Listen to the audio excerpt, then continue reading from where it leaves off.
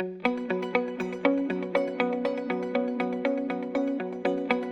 have a couple of questions for you regarding the research and development that goes on at EFM Electronic GmbH. First, I noticed online that the company has a lot of different manufacturing and R&D facilities throughout the world. What do you take into consideration exactly before entering a new market? There are different kind of points we have to take in consideration. So first is the legal side, if it is really safe from the legal side there.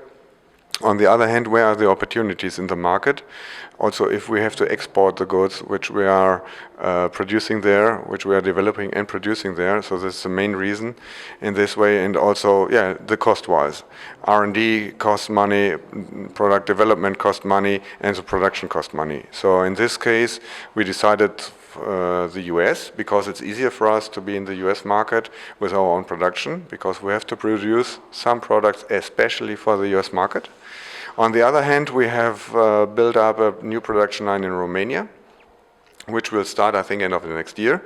And so because there we want to place the old products, which we don't have to develop any longer, but it will be cost-wise a very interesting option to be in Romania. From the Poland subsidiary and R&D department, we expect that we're getting the students there and getting some new innovations from the students there, because we have hired, I think, around about 200 persons. Also from the university, which is close by, so we hope a push also for these products which we are producing there. There's cables and splitter boxes. And we are also in Singapore. So in Singapore we have no R&D, we just have production, but who knows which will be what will be happen in the future. Thank you very much for that. Can you offer any advice to other companies that are looking to enter a market for the very first time, for instance, the US market? If you could give any piece of advice, what would it be? This is really depending on the product which they are producing. Let's say the US market depends on if you want to sell cars, if you want to produce cars. The US market is perfect, of course. We are related to the automation industry, so that means we are diversified for all this kind of industries like automotive and food, pharmaceutical, chemical, for example.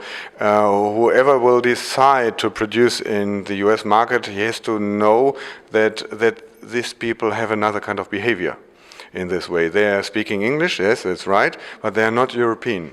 So they're more creative, more innovative, but also you have to take care of them in the way that to guide them a little bit.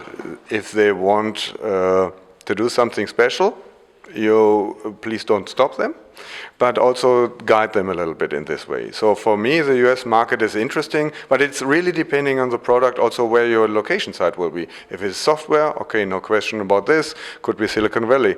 It is industrial-wise, could be the east side of the complete east coast from the US, could be interesting. If there are other special things like O3D cameras or camera systems at all, there are also some other regions, like I think around Boston.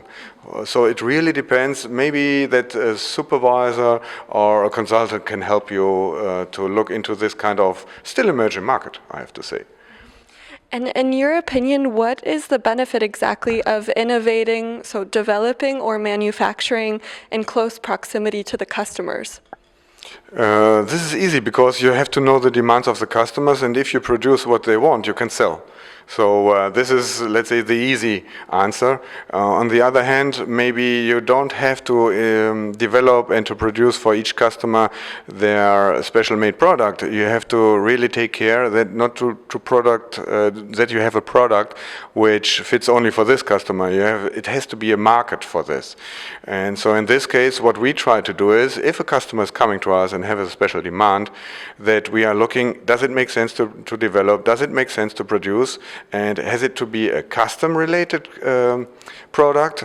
Then we need a contract with a minimum sensors which they have to buy from us. Or could we use this kind of technology or sensor also for other markets? And so it's really depending on. We are doing both, mostly related to the big market worldwide, but also for some special needs for customers. Okay, and the last question for you tonight is, what benefit do you see in attending a networking event such as this, where you get to exchange perspectives and ideas with executives from other industries? Yeah, for me it is very interesting because we are in all kind of industries, and so today, for example, it was very impressive for me to see how the others are working. What is BMW planning? What are the patent hurdles? Maybe could be the kind of students we can hire maybe in the future. What kind of offers the other states have? So for us, we are open to everything. So all this kind of meetings. Maybe that this topic or this topic was not related to my interest, but at all the networking is very interesting. The persons were very interesting. So for me, I'm always interested in to take part of this. Otherwise, if you don't do this, you cannot make a network. So what I will do is, with some business cards, I will forward them to the US, because I had some really, really interesting interviews and some really, really interesting networking, which can create some business for us also in the US. Good, then I hope the day was beneficial for you, and I thank you again for coming to see us. Okay, I hope to see you next time. Thank you for the invitation. Yeah, thank you.